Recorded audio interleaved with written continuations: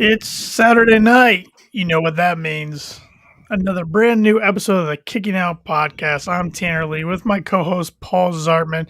Before we get too deep into the podcast, we should warn everybody that we do have some severe weather around our area. So if we happen to lose connection, lose power, anything like that, we'll try to get back on as soon as possible. If we can, that is. If we lose power, it might be a little difficult. But hopefully Mother Nature will bear with us for the next hour or so and we can get through this episode. And so far, looking at the radar, that seems to be the case. Maybe a little bit more rain, but not really seeing any lightning or anything on the radar. But you never know. You never know. You got to love summertime weather in the Midwest. So, Absolutely. But I will say it feels great to be recording back on a normal time slot for the first time in a long time. It might be a different night. It might be Saturday night Dynamite instead of Wednesday. But next week, good news, we'll be back on our normal recording night of Wednesdays at our normal recording time about 10 after 10 o'clock Eastern time. So really pumped about that. Yeah, I'm excited for it. It almost feels normal because you could base what time it was off of the matches. Like, you know, the women's match normally happens between 9 and 9:30. So that came on, and last week I was like, oh, it's a quarter after 9. And then I was like, oh, no, wait, it's a quarter after 11. Yeah, this was a nice change of pace tonight, having it back at the 8 o'clock time slot, because those 10 o'clock shows, I'd be half asleep by 11 o'clock, and I'm like, oh, I got to pay attention so I can talk about it on the post show. Yeah. I mean, you know, 10 o'clock, I like this time slot. It works well. We're both still pumped. We're both still awake, and the show's fresh in our minds. Absolutely. So, and we should note that the live crowd tonight at Daly's Place, live crowd going forward. Next week's episode from Daly's Place will be the last one I got a note on that in a little bit towards the end of the show, but it'll be the last one for the time being. They've recorded a majority of the Dynamites since the pandemic started from March 18th, 2020 until next week in Daly's Place, with a few shows being recorded in Atlanta when everything was kind of first starting and states were closing down. But so Daly's Place is definitely it's the home of AEW. It's the headquarters. It's has a special place in the heart of many within the company and the fans. And the fans have done a great job supporting it since it's been there. But I think everybody's ready for it to get back on the road on July 7th with Road Rager down in Miami. Yeah, you know, even the commentary team kind of mentioned it tonight. You know, it's been 14 months in Daly's Place. It is the home. They're not saying it's a bad place to be, but they're ready to be on the road. Absolutely. It's time, but looking forward to next week's show to cap off the time at Daly's Place. But before that, let's recap tonight's show. Started off with a match between Powerhouse Hobbs and Hangman Adam Page. But before that, we got a look outside of Daly's Place where Alex Marvez was talking with Sammy Guevara about his upcoming match next week against MJF. That'll main event next week's show. But hiding around the corner was Sean Spears, who cracked Sammy with a chair. He said, "Told you I'd get you." He laughs and tells Sammy that was courtesy of MJF, and he heads off. Yeah, they're finally really starting to take off with this feud between Inner Circle and Pinnacle. Definitely more of a build to the kind of quote-unquote singles matches that everybody's going to have versus the group matches that they've already had. And I like that. They're doing that. I wish they would have done that at the beginning of the feud. Agreed. Kind of branch off the singles feuds, get them all heated, and then have the blood and guts and stadium stampede matches follow. But is what it is. Can't go back in time and do that. And maybe they realize they should have went in that direction. That's why we're getting the single feuds now. But yeah, there's all those feuds. I mean, I'm kind of over the Wardlow Hager feud because we've seen it a couple times now. But the FTR Proud and Powerful, I mean, that got heated up tonight, as we'll talk about. Of course, there's unfinished business between Jericho and MJF. Now MJF and Sammy, and unfinished business between Spears and Sammy. So a lot of different directions they can go to keep this going for a little bit longer. And if you think back, if you follow Sammy's vlog, Sammy started destroying MJF figures before Pinnacle was a thing. So this is definitely going to be interesting. Yep. And looky there, Paul. See, I already lost connection to my camera. Yes. So, that's great. everybody gets to see my pretty mug until your camera gets back on. Well, that's great because I gotta try to get this thing back on here and read the notes at the same time. So, uh, um, well, here I'll get into the notes of the first match, and then you can just share your thoughts. Maybe I can get this thing working again. But the opening match tonight was Powerhouse Hobbs versus Hangman Adam Page. Taz was on commentary, of course, for the opening match, like he always is when a member of his team Taz is in the ring. Good match, fun match. I'm always invested in Hangman Adam Page matches, and I think Powerhouse Hobbs is doing a great job. And I saw somebody tweet earlier tonight they would like to see the TNT title on him in 2022. I wouldn't be opposed to that. yeah, I could definitely get behind that as well. Be something different that we haven't seen yet. Back and forth match here. A lot of big physical spots. We saw Hangman land a big lariat at one point for 2 counts. But from the back, Hook and Ricky Starks come out with the FTW title, which I'm thinking to myself, why does Ricky have that title? Right. And then Hobbs is asking for the title. Brian Cage comes out, takes the title away from Ricky, and he chases Ricky to the back. Hobbs hits a huge spine buster, thing of beauty. I was like, holy crap!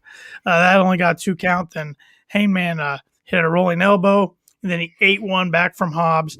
Hangman missed the running splash. Then Hangman missed the running splash and took a German suplex, but then he landed dead eye for the 1, 2, 3.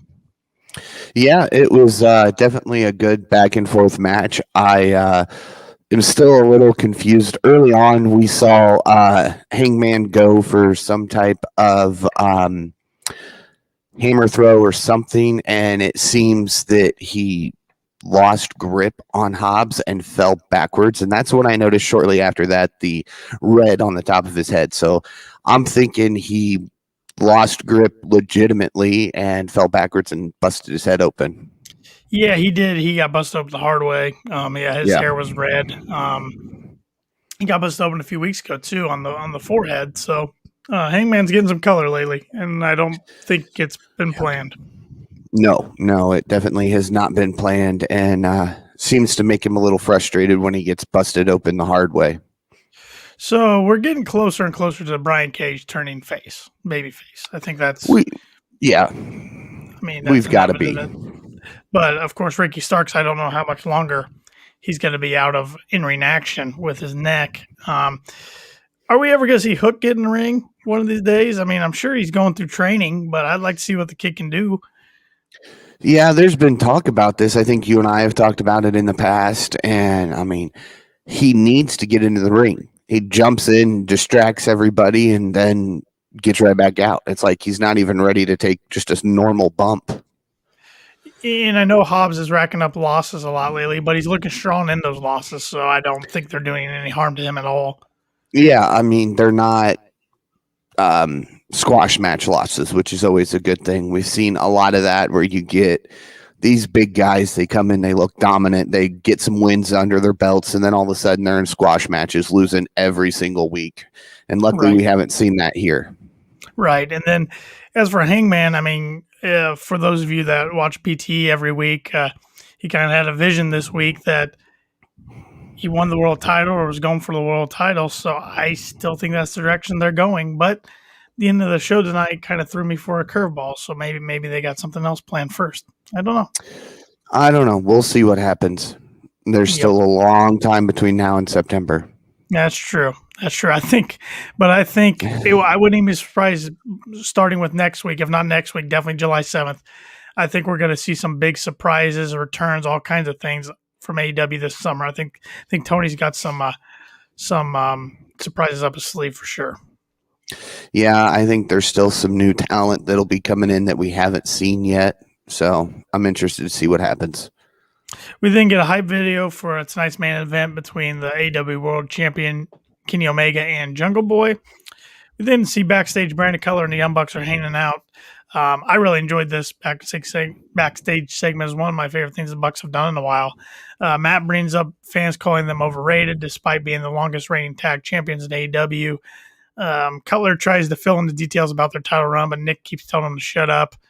They mention next week's match against Eddie Kingston and Penta, and that if Eddie and Penta win, they get an eventual title shot. Matt says they are just a random team put together and there's no way they win. Matt says their EVPs, extremely violent people, and don't plan on losing.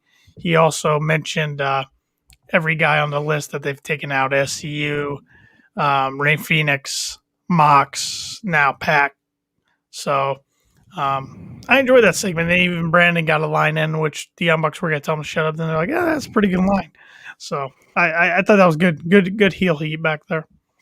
Yeah, of course. I gotta say the hype video for the main event kind of gave me cold chills when all of a sudden they showed Mr. Brody Lee. It was just like, ooh, wasn't expecting that of all things. But I was interested to see because this makes them twice on Saturday nights where a title's been defended, and they're 50-50 for title defenses on Saturday night now.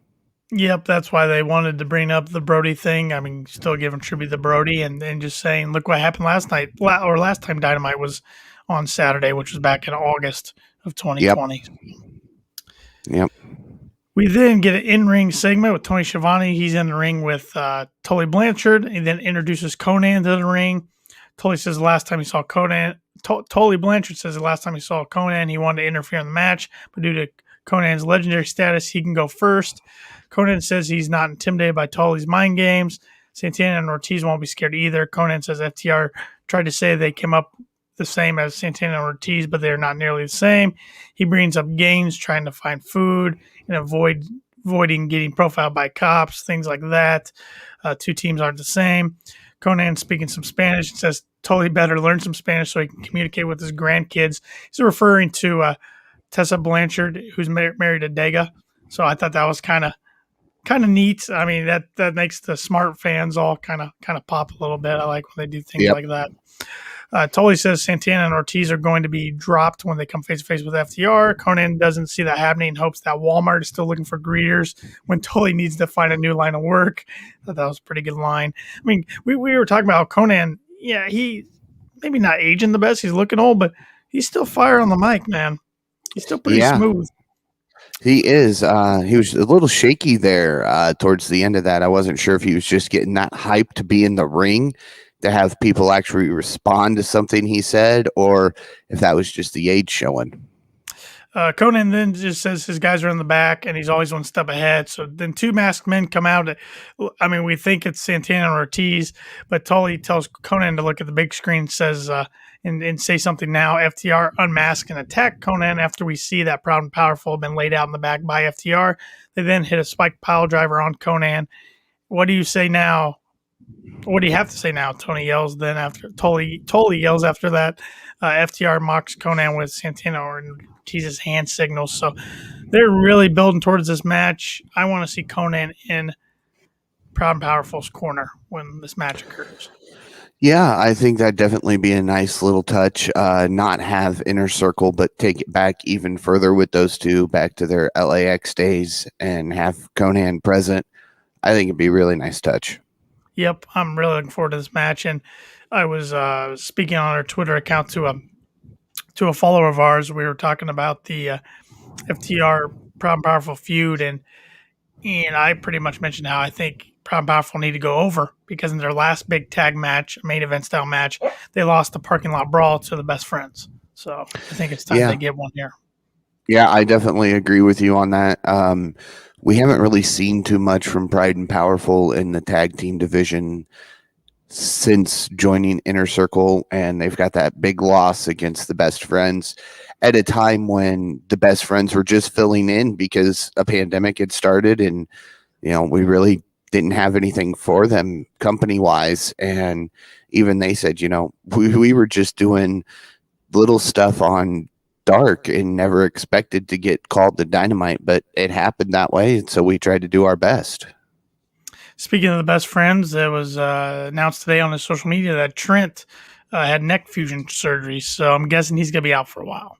So yeah, didn't see that coming. No, that's a lot of things with AEW. We don't even know guys are hurt until they post things themselves. So right, and that's nice. They don't announce it on Dynamite. They let the wrestler themselves say, "Hey, I'm out. Bear with me. I'll be back." Yeah, and this one wasn't picked up by any of the dirt sheets or the journalists or anything. From what I had seen, maybe I missed it, but it's kind of like when he had his torn pec last year. He just kind of announced on his own. So Yeah. hopefully, quick recovery for Trent because the best friends are not the same when he's not there. No, they are not. Even with Statlander among their rankings, they need Trent. Right. Next up was a match that was announced this week for Dynamite: Matt Seidel versus Dante Martin of Top Flight. But before the match gets going, Vicky Guerrero yells, "Excuse me." I know that's your favorite thing, Paul, when she does that. Yeah, absolutely. Mm-hmm. She then introduces Andrade El Idolo. He makes his way out. Guerrero says they have a big announcement tonight, but Matt Seidel's music hits, and he comes out along with his brother Mike Seidel. They give each other a look as Vicky holds Andrade back. Matt heads to the ring, and Andrade and Vicky go to the back. And later in the night, JR kind of mentioned when they were talking about the upcoming tag match between Vicky and Nyla versus Rebel and Brit Baker, how he thinks some dirty things could happen or something. I think he kind of gave away a surprise there. Maybe, but I think if we see anything dirty, it'll probably be, Brit Baker, even though they're kind of pushing her as a face right now in a sense. I mean, I think they're really pushing her in that Austin 316 style role. Not a good guy, not a bad guy. Yeah, but they keep saying, a big announcement, surprise. So maybe Tia Trinidad. Maybe. Or maybe it'll be the third member of their entourage if you watch BTE. No, I don't think it's going to be that one. You don't think they're going to bring him on to Dynamite? Oh, I'll get booed out of the arena. Yeah, I just mean for next week. I hope not. We'll see what happens there. It better be something big because if you're going to tease something like that tonight, then not even really hint at it too much. We'll see what happens. But I was looking forward to this match between these two high flyers. It's a different style than we get. I mean, there's a lot of high flyers in AEW. Don't get me wrong, but not too often we get a one-on-one match between them on Dynamite. A lot of back and forth. Who did you think was going to win this match? Sadly, I figured it'd go to Seidel because I looked at his record, and it's a pretty good record. And Dante, he's been a workhorse for the company since he debuted last year. And I think they're just trying to keep Dante fresh in people's minds so that when Top Flight truly reforms, they don't forget about him and go, wait, who are these guys? I think he's been awesome on Dark and Dark Elevation. I mean, he's the youngest worker in the company. 20 years old. I mean, he's 4 years younger than his brother, who's only 24. So, but that team had so much momentum going for them until Darius got hurt. So hopefully he'll be coming back soon because I want to see them in some tag action. But towards the end of the match, we were getting the "This is awesome" chant from the crowd. Both wrestlers go to the top rope. Matt Seidel knocks Dante Martin down. Seidel then hits a Meteora on Martin for a 2 count. Martin hit with a big leap for a sunset flip into a pin for a 2 count. Martin then hits a flipping stunner. It was a beautiful move for another pin, but another 2 count. Martin goes up the top rope, leaps off it, lands on the mat, tweaking his knee, which is his bad knee. Commentary was mentioning. Matt Seidel then hits a big kick to the head and his lightning spiral for the 3 count. Good win for Matt Seidel. Yeah, it was definitely a very solid match. I mean, much better than I anticipated. I knew it wasn't going to be a squash match, but I mean, Dante's 20, Seidel has 20 years of experience. Yep. I wondered if age would play a factor in this, but I didn't see Seidel losing for the sole fact of they're trying to give him some type of push. I don't know for what, but it's a push. Well, and yes, and I agree with that, but I kind of thought Dante might win just because of what you just said. Seidel's the 20-year vet. He might give the rub to the younger guy, but Dante Martin's got a very bright future in the company. So yeah, and this match made him look getting the losses. Right. It made Dante look strong in this match. So you got to give Seidel that. He made him look strong, didn't come out, squash him. And we'll see what Dante's got in the future. Again, he's only 20. Right. We then see backstage Jungle Boy's talking about his title match tonight and says it's going to be the biggest night of his career. Actually, he mentions the biggest night of his life. Christian Cage then shows up and tells him that it is indeed the biggest night of his life. Jungle Boy asks Christian how he's doing with Team Taz. Christian said he's fine, and tonight is Jungle Boy's night. He then tells Jungle Boy that he shouldn't be nervous tonight. He should be angry. He should be mad at what Kenny Omega has said and done. Christian tells Jungle Boy he shocked the world when he won the Casino Battle Royale. It's time to do it again tonight. Hardy Family Office, not Team Taz. Oh, I read that wrong. Yep. Well, he came right out of Team Taz straight into the Hardy Family Office. Yeah. So, I mean. Yeah, there's all kind of intertwines in my head. So. Yeah, there wasn't really a clear end to the Team Taz feud. It just switched from one week to the next. So, you're right. I mean, and who knows? He could finish this thing with Hardy and go right back to Team Taz. Anything's possible. It wouldn't surprise me one bit. We then see Mark Sterling hyping up the hashtag Jade brand, and he's talking about tonight's Shop AEW sale. He mentions buying a Dark Order t-shirt, which Jade Cargill snaps away and rips in half. Mark Sterling is mentioning how they already sold out of a ton of Cargill shirts, including most extra large, which is not surprising considering the fans. Jade says she's undefeated and is still that bitch while she tore the Dark Order shirt in half, which Evil Uno was not happy about on Twitter. And in the code you can use, you get 10% off Jade shirts is that B on shopaw.com if you want to go get yourself one of those. Yep, go buy a Jade Cargill shirt and buy a Dark Order shirt while you're at it. Sure, plenty to choose from. Yeah, plenty of good stuff on there, including a pre-sale that's I think pre-order only going on for like 4 more days for the replica AEW title belt. Hefty price on there, but if you're a serious collector and like this thing, it's a beauty.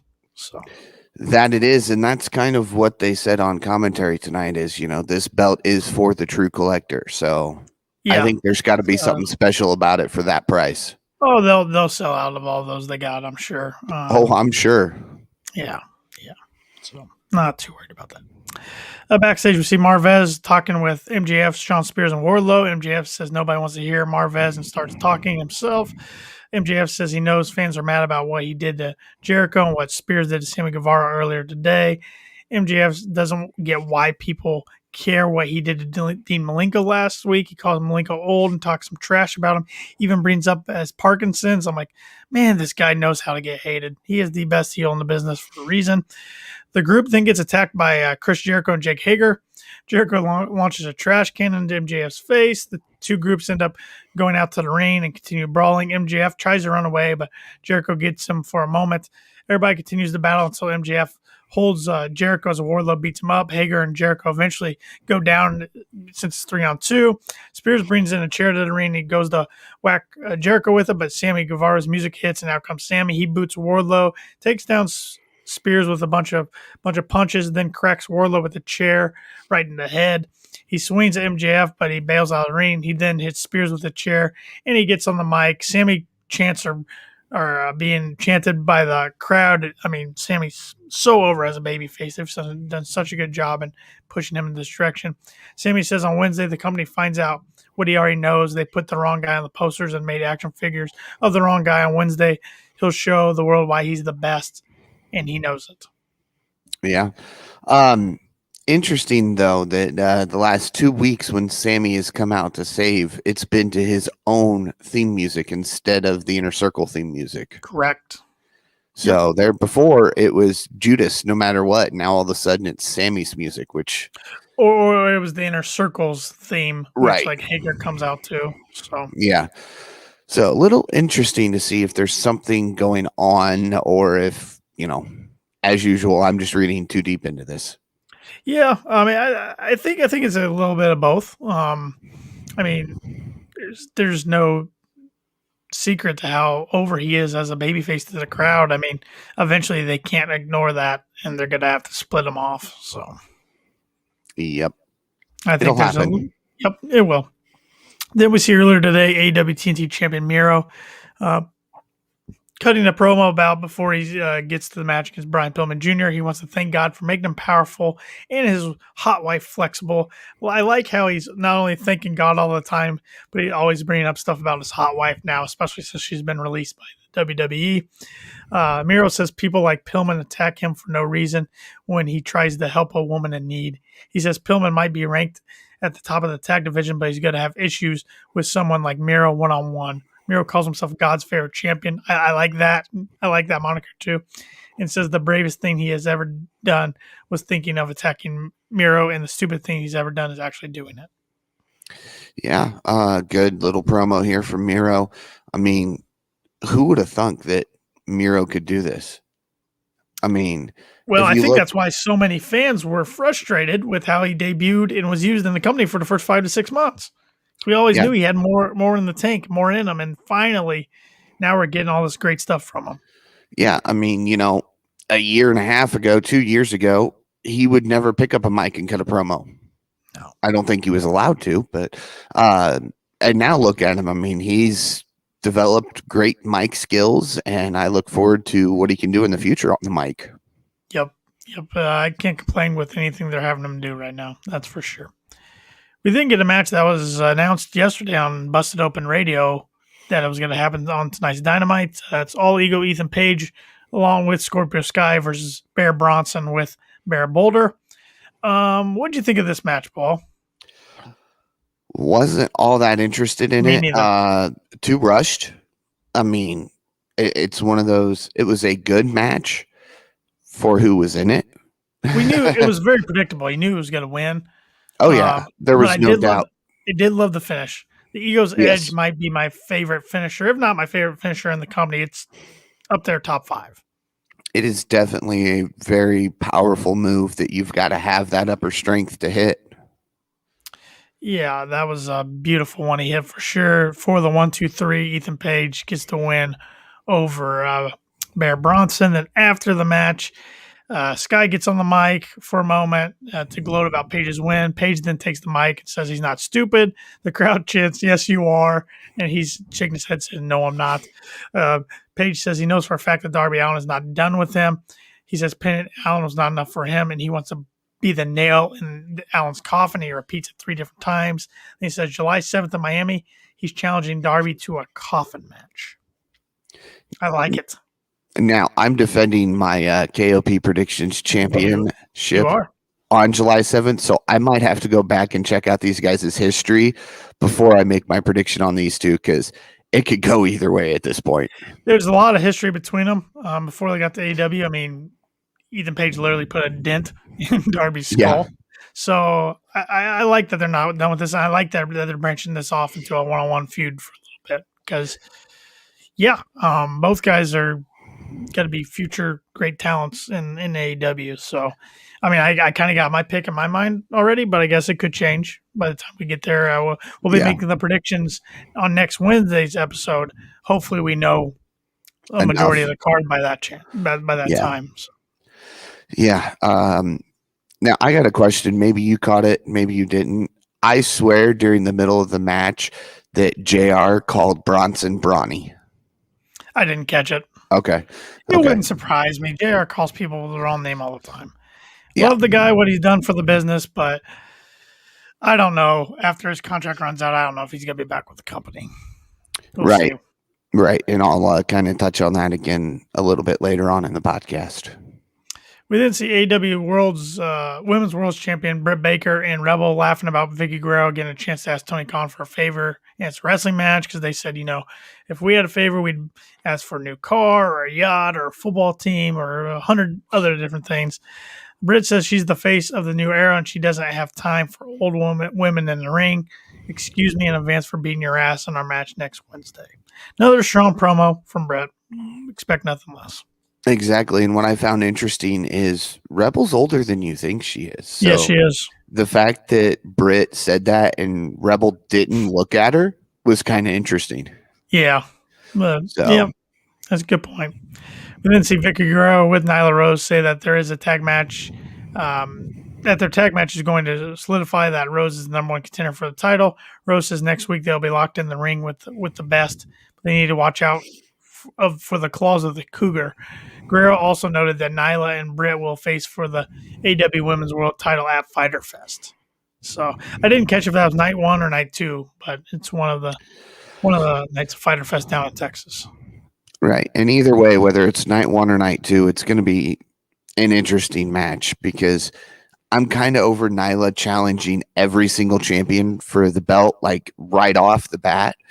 And again, there was a comment made that Nyla injured Britt, taking her out of action for a long time. But that was the same thing they said about Sheeta. Yeah, I think it's just they're trying to put a tie to the end of that storyline, really, because there's just not a lot of women baby faces that are ready to contend. That's the problem. So no, and one of them that I would say was getting very close is out with an injury right now. Who's that? Anna Jay. Yeah. So her in-ring ability had improved so much. Again, she was one of those that was getting a lot of momentum built up and then got hit with an injury. Well, it's kind of like Chris Statlander last year, who was in the next match that we're going to talk about. She was out there with Orange Cassidy versus the Bunny, who was with the Blade. And maybe Statlander will get back in the picture here soon. I mean, she was out for 10 months, so she's still getting her momentum back. This was a good match between the two ladies. It went how I thought it was going to, with Statlander getting the victory, but the Bunny held her own. In the big point of the match was late in the match. The Bunny hit a big German suplex. She then landed a thrust kick to the face for a 2 count. The Blade got up on the apron to get the ref's attention. He then slipped the Bunny some brass knuckles, but Orange Cassidy took them away and put them in his pants. He rolled back out of the ring. Then Statlander hit the Big Bang Theory on Bunny for the victory. The post-match, Orange Cassidy's in the ring celebrating with Statlander, but he gets hit by the Blade. And Helico and Jack Evans, your boys of TH2, run out to the ring and help beat up Orange Cassidy. The Blade then takes back his brass knuckles and hits Cassidy right in the face. And he goes down. Yeah, it was... I keep forgetting that TH2 is technically part of the Hardy family office. So it's like, okay, so who isn't in the feud against the Hardy family office at this point? You got Christian. Now you've got Orange Cassidy, which means it'll be the best friends, not just Orange Cassidy. So you have Statlander faces the Bunny. Butcher's out right now. So, I mean, that'll be interesting to see how this all works out. He hinted on Twitter that he's coming back soon. Well, JR said he was there tonight. Yeah. And also, Dark Order's got some beef with HFO. So it's kind of like Team Taz was. It's kind of like Team Taz was a couple of months ago. It's like, come on, just way too much going on. Way too much. Yes, I'm all for factions, but when they all are going against each other, it gets confusing. You know, who's the main story between? Right. So we then saw earlier in the day Tony Schiavone talking with QT Marshall about Brock Anderson getting a victory in his debut. Marshall says it was a touching moment and how Anderson got Wrestler of the Week. Good call, Paul, last week with that, by the way. Marshall beat Cody and he got nothing, but he gets it. Marshall says he's here and Cody isn't, most likely because Hollywood's keeping him busy. He can only hope that Cody lands one of those roles in some lame superhero movie, so he'll be away and Marshall can work towards being a champion. So building for that strap match on July 7th at Road Rager. Yeah, and interesting tidbit, Cody has already been in a superhero show before, so that might be a hint at something that Cody has coming in the future and we don't even know it yet. Could be. The guy's involved with so much, it wouldn't surprise me at this point. But like I told you in text message, I'm over this feud. I hope that July 7th is the end of it and Cody can move on to something bigger and better. Because his feuds right now just seem like it's like the whole show's right here, and Cody's feuds are like over here. They're not even connected to the show. They're in their own little world, and I just want them to get back into the main event. That doesn't mean turning heel and going against his non-compete for the AEW World Title or anything. I just give him a few against Andrade. That'd be awesome. Or I don't know, just somebody else. MJF again. Yeah, somebody else. Yeah, I mean, Cody's Miro done. even Oh the TNT yeah, title. I don't want him going for the TNT title. I don't want him doing the American versus non-American thing. I've already been on record saying that a couple times, but just something a little different, something kind of higher up in the card, in my opinion. yeah. Cody's done several non-title main event matches and feuds leading up to, but it's like the pandemic just squashed all that. Cody can't figure out how to get a main event feud going with the pandemic. Yeah, I think he wants to help out a lot of young talent, push them and everything, and I get that, and that's great. But I don't know. I just want something different. I'm just a little over it. It hasn't come across like I thought it would. I love the uh, very start of it when the Nightmare Family or Factory turned on the Nightmare Family. I'm like, oh, this is good stuff, and then it just hasn't really Sizzled out. hasn't been my cup of tea really. So Yep. we then see Brian Pillman Jr. sending a message to Miro, who thinks he has a Messiah complex. Pillman thinks Miro just picks fights with people he thinks he can beat. Pillman says he was born on the wrong side of the tracks, and Miro's going to get his ego checked next week. Yeah, I like Brian Pillman Jr.'s promo. I really think it'd be a better use of that phrase if it was against All Ego Ethan Page. Right. But I understand it at the same time with, Miro saying earlier today that he's God's favorite champion. So the ego thing comes into play, but I think it would have done better against All Ego Ethan Page, in my opinion. Right. We then see Eddie Kingston saying all the Young Bucks care about is their ego. Speaking of ego, and those titles, the titles feed those egos, and the only way to hurt them is to take away their championships. Penta says Matt and Nick talk about all the people they run over, but next week Kingston himself will run over them. So next week we're getting a big tag match. We're getting the Pillman Jr. Miro match for the TNT title. We're getting the tag match with Nyla and Vicky versus Rebel and Brit Baker. Thoughts and predictions on those three matches? Miro. Yep. The Young Bucks. Yep. I'm going to say yep, but I'm kind of on the fence on that one. And well, it's another one of those you beat us or you don't get the title or challenge for the titles matches, and we've seen how those go every time so far. Right. I don't know. I think Nyla and Vicky, all because of Nyla. Now, if this was anybody else, Chris Statlander and Vicky, or Penelope Ford even and Vicky versus Brit and Rebel, I would pull for Brit. But I just think we need to build this feud a little more, and Nyla winning is one way to do that. Well, we know either way, Vicky or Rebel's eating the pin. Nyla or Brit's not going to eat the pin. So exactly. And going back to the tag match, Penta and Eddie, I could see them winning just because they need to set the Bucks up for a big match for one of these big Dynamites coming up. Yeah, I could see it unless, they pull the old DX thing on us and it's the Young Bucks versus the Good Brothers, and the Good Brothers just go out and lay down for the pin. Yeah, I don't know. Yeah, I thought we'd see maybe the Bucks go after the Impact Tag titles by now, but that doesn't seem to be happening. I don't know. I don't know when it comes to that partnership still. What the heck's going on? It seems to be one-sided, and I don't know who's I think it's better for that. Yeah. So it'll be interesting if Omega, whenever he does lose the Impact title, if that relationship still is going to continue, or if it was just for this whole storyline of the belt collector. Speaking of, doesn't he have a title defense coming up here pretty soon on Impact? Yeah, it's Slammiversary, I think July 15th. I hope I didn't get that date wrong, against Sami Callihan. So that we'll monitor that and see if he's still the belt He's got collector. the AAA title defense against Andrade, who's now part of the AEW roster. That's at Triple Mania on August 14th. So yeah, if he loses those titles, then that could kind of give away the result at All Out, or maybe it doesn't. I don't know. Maybe he holds on to those two and drops AEW. Could Good. I I don't know. still think there's another one over in the western part of the world he wouldn't mind getting his hands on, but Yeah. I don't know if that's going to happen. We'll have to see. I don't think it happens with the belts he's got right now. Yeah. Speaking of the belt collector, Kenny Omega, he defended his title tonight against Jungle Boy in the main event.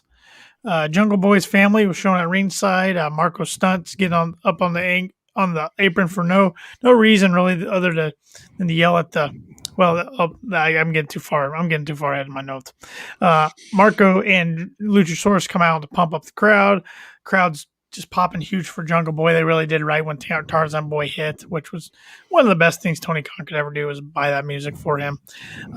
Jungle Boy was looking really emotional tonight. Looked up at the sky a lot before the match started. You could tell he was thinking of his late father, Luke Perry, a lot tonight. I mean, like you mentioned, Paul, he's 24. He's in the main event of Dynamite, wrestling for the world title, and his dad can't be there. That's pretty emotional stuff. Yeah, absolutely. We then see Kenny Omega come out with the Good Brothers and Don Callis, and Kenny's just draped in gold. All four belts wrapped around him. Wearing all of his belts out there. Like a champion's supposed to do, Marco, take lessons. And Marco Stunt did not have the BT title with him tonight. But exactly. Fans blew up when Kenny didn't wear his belt, so I'm surprised they didn't blow up at Marco. More fans watch the Sammy vlog now than BTE. So yeah, which he's on there, of course, as well. Exactly. But Marco got up on the apron really just to yell at the opposing side. He ends up getting thrown out. So did Luchasaurus. And the referee, Paul Turner, then decided to throw the Good Brothers out, so made everything even. Callis heads to commentary for the match. Then we just had a really good match. I mean, I don't think the result was really ever in question. I think everybody knew Omega was going to retain. And I texted you earlier, Paul. I'm like, we're going to see a lot of close falls, near falls in this match. Weren't as many as I was expecting, but yeah, lots of near falls. Lots of good moves. We saw a couple of brain busters being hit during this. We, of course, saw Snapdragon suplexes. We saw snap mirror holds by Jungle Boy. We saw, of course, V triggers by Kenny Omega. We saw Tiger drivers, and then ultimately the One Wing Angel, which nobody kicks out of for the exactly. Didn't he have somebody kick out of that though? Okada kicked out one time. There we go. See? Yeah. The only one to ever do it, but sometimes they say nobody has, so I don't understand what that's about. But we did see the Good Brothers try to run out, but Jurassic Express and Frankie Kazarian, the Elite Hunter, stopped them, and they all fought until the back. So, yeah. Towards the end of the match. And then after the match, it was interesting post-match. The camera cuts to Jungle Boy's family looking on from ringside. Then Kenny takes the title and he's winding up, and he looks like he's got to clock Jungle Boy with it. But Christian Cage runs out and starts throwing fists with Omega. Kenny quickly bails out of the ring. The Hardy family office shows up. That's Mark Quinn, Isaiah Cassidy, and Matt Hardy. And they get after Christian. Matt Hardy drops Christian, then goes for the twist of fate, but Christian goes to counter with a kill switch. But as he turns around, Matt and Nick Jackson, the Young Bucks, are right there for a double super kick. And then Hardy hits the twist of fate on Christian, and Omega raises up the title as everybody, all the heels in the ring, hold up each other's arms, and then the show comes to a close. Yeah, just as much action post-match as there was during the match, I swear. Yeah. So, yeah. One thing I'm interested in, and I want to get your thoughts on this. What's with everybody calling out their moves all of a sudden? Like, in all the years Matt Hardy has been doing the twist of fate, I've never heard him yell twist of fate ahead of time until tonight. Yeah, I don't know. I mean, he does his little dance with his arms out all the time, but yeah, I don't know. He did that as a younger Matt Hardy too, and then got away from it, and now it's back. But, I mean, I get the Bucks yelling out BTE trigger. Sure. But why yell twist of fate? I can't wrap my head around it. I don't know. A little off topic, but speaking of Matt Hardy, and if I didn't say this now, I'm going to forget that I'm going to be mad at myself that I didn't mention it once we're off there. But Matt Hardy did say this week, he repeated what he said in the past, that he wants to retire in AEW. But the interesting note is he said he wants to retire doing the Hardy Boys gimmick with his brother Jeff Hardy. But Fightful, Sean Ross Sapp and Fightful Select did report this week that I think Hardy's under contract until 2023 with the WWE, unless he was to get released before then. But which you never say never with them. But I have a tough time believing that he would get released just because they know that he would go to AEW and team with his brother. Yeah. And you say never with WWE, but never say never with Jeff Hardy. I mean, look how many times he's been under contract before, and then he just gets fired because he does something stupid to violate You're right. his contract. I'm always hoping he does it because he's battled demons for many years and gets he's gotten a lot of trouble. Even, I don't know, as recently as a year and a half, 2 years ago, he got in trouble again for a DUI. So hopefully nothing like that happens. Right. He definitely has his demons, and hopefully he can overcome them, finish his contract, and then come over and retire with his brother. Yeah, that'd be fantastic. And Tony Khan mentioned not too long ago on a podcast or an interview or something that one of the things he regrets trying is the broken gimmick in AEW. Which, mind you, that was all set up, and it would have worked perfect if fans were present, but they were not expecting this pandemic. Right. So I think they kind of just ran with it, and that's what we got. Yep. But the Big Money Matt character is perfect for him right now. Yeah. Oh, yeah, especially when you see all these guys getting released and signing and so many references to AEW WCW 2.0. Having a character like Big Money Matt works perfect. Yeah, and they are signing a lot of guys, and they're but when the big company's releasing tons of talent, there's good talent available, so you got to sign it. There's guys that got released this week. I wouldn't mind when their 90-day complete clause is up to come over to AEW.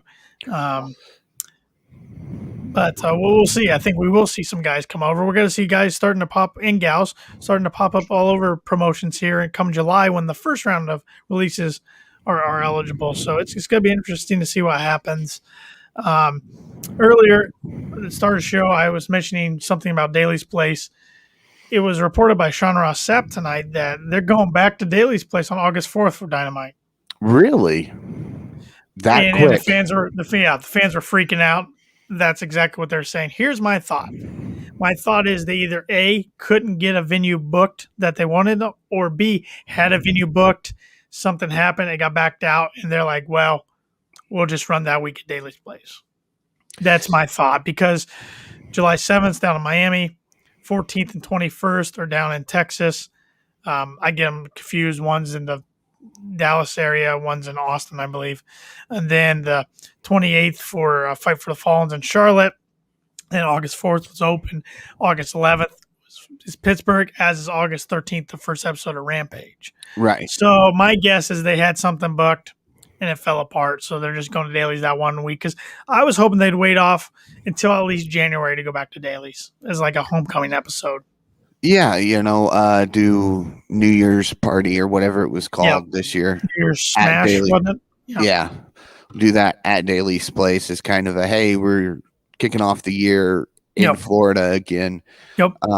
But yeah, I could see that because this week in the news, there's a new strand, a new variant to the COVID, the Delta. And so maybe they did have a venue and they said, well, look, no, we're not ready for this yet. Yeah, it could be. I mean, I know they're going back on the road and it's going to be full capacity, but just because that doesn't mean every state or county or city is ready to take on an event yet. So we might have to see them make a pivot a few times. I think I read somewhere too, I thought Milwaukee was going to get a Dynamite in August, but I haven't seen that confirmed. Maybe they were August 4th. that could be. So. I don't know. Because I definitely think they're trying to get to some spots that they didn't get to. Of course, we know they're going to Arthur Ashe in Queens on September 22nd, and they're going to Newark before that on the 15th of September. So we're starting to fill in the dates. Of course, we know they're going to Chicago for All Out, and then St. Louis for Full Gear in November. So we'll see. I'm sure those dates will start filling up. Oh, I'm sure. Once each week passes, but yeah. Got anything else tonight, Paul? No, I gotta say it was a pretty good episode. live. Yep. That's always a plus when it's live Yep. and there's fans there. So the fan Absolutely. crowd noise isn't fed in through audio post show. Yeah, and then Always you makes watch me feel better. BT, and then they're like, "Oh, there's only 3 rows of actual wrestlers there, so Yeah. all the rest is just pumped in audio noise." Yep. Definitely kind of doesn't stay kayfabe sometimes. No, kayfabe is dead. Sure it is. What is that again? No, I'm kidding. No, I think it was a good show. I give it a solid 7 this week. Okay, I enjoyed the show. I'll go with a 6.5. Okay. I think it's just because I'm ready for everything to get back on Wednesdays. Yeah, we may this be card given was 8 fine. and 9s next week. I was looking for the main event, but I thought it was a very predictable show. Yeah. But still, there was nothing real bad. I thought everything was pretty smooth for the live show. I didn't think there was too many botches. There was a couple with commentary like we've hit on, but that's to be expected anymore. Right. And there was a weird glitch with Sammy's microphone one time in this promo. That was kind of weird. Yeah, I don't know what was going on. I think maybe they hit the dump button or something. I don't know. But all in all, good show. Looking forward to the last episode, at least for a few weeks at Daly's Place. Right. Yeah. Next week should be a good one. Should be a good card. Who's your wrestler of the night?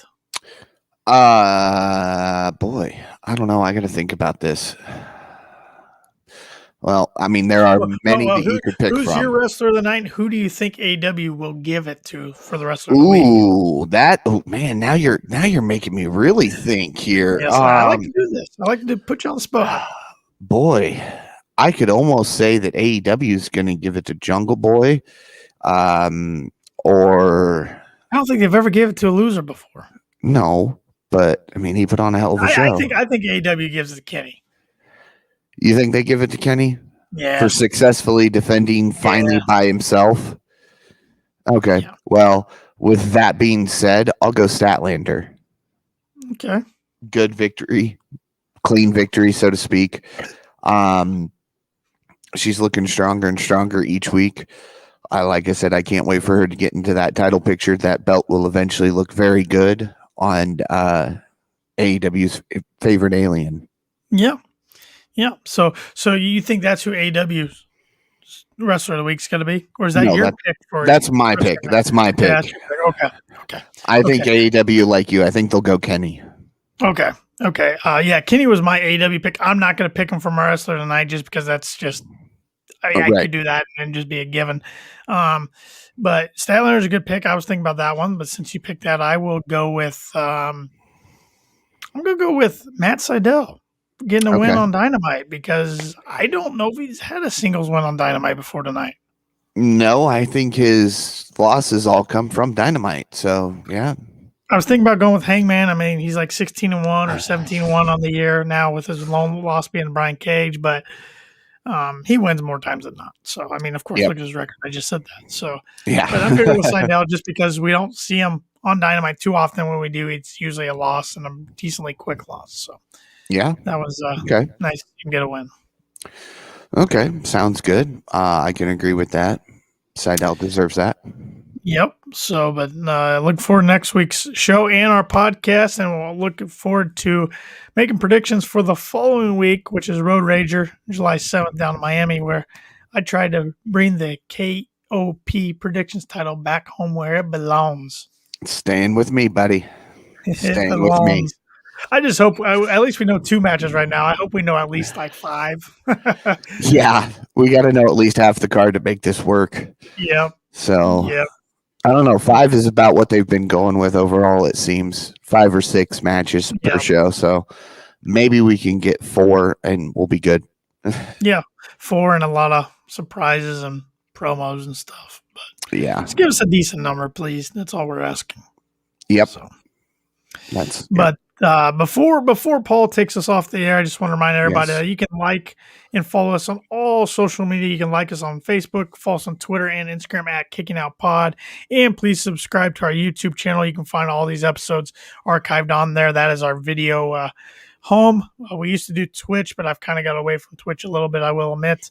But for all you listeners out there, please subscribe on your favorite podcast platform. And if that happens to be Apple Podcasts, please give us a rating and review. That really helps us out. There's a lot of wrestling podcasts out there and a lot of AEW podcasts, and a lot of them are great, but we are really trying to give you our fan perspective from fans to the fans. So, yeah, if you could do all that, that would be great. If you want to follow Paul and I on Twitter and Instagram, my handle's at Tannerly92. Paul's is at Paul Zartman921. You can definitely do so. So that is all I got, Paul. I will let you say whatever you want and wrap this baby up till next week. Short duration. They don't have to wait a whole 7 days for us. We'll be back here in 5 days. Yeah, we will be back here in 5 days. Indeed, do go give us a like on all social media platforms. Greatly appreciate all of it. If we can get our Facebook followers to 1,000, I've got quite a surprise for Tanner in store that he doesn't know anything about. So I want to do this for him. Strong push, people. Yes, go get us to 1,000 ASAP. Give me the rub. Give me the push. Come on. And with that, join us again Wednesday night as we kick out yet another podcast at 10 o'clock or 10:10.